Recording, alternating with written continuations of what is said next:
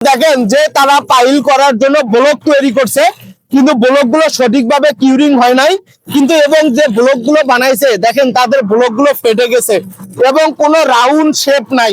এই শেপটি না থাকলে আপনার বিল্ডিং এ এই ব্লকটি ব্যবহার করা যাবে না, এরকম রাউন্ড শেপের ব্লক ইউজ করতে হবে।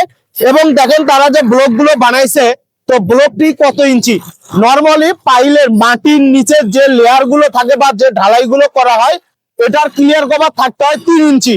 তো তারা ব্লক বানাইছে হচ্ছে 6 ইঞ্চি, তারা কিন্তু ব্লক বানাইছে 6 ইঞ্চি, কিন্তু বাট তারা এই যে ফুটাটা করছে এটা কিন্তু অনেক বেশি বড় ফুটা করে ফেলছে, প্রায় 1 ইঞ্চিরও বেশি। এই ফুটাটা হইতে হবে 1/2 ইঞ্চি, অর্থাৎ 12 মিলি একটা রডের যে ডায়া আছে এই পরিমাণ ফুটা করতে হবে, এর বেশি ফুটা করা যাবে না। এটি সঠিক ব্লক হয় নাই। সঠিক ব্লক তৈরি করার নিয়ম হচ্ছে এটা ফুটা হবে সর্বোচ্চ 12 মিলি রড, এর বেশি না, এবং 6 ইঞ্চি হতে হবে। আপনারা যে পাইল নির্মাণ করছেন আপনার পাইলটি সঠিকভাবে হচ্ছে কিনা এই ব্লকটি আজই চেক করে আমার কমেন্ট বক্সে কমেন্ট করে জানাবেন ইনশাআল্লাহ।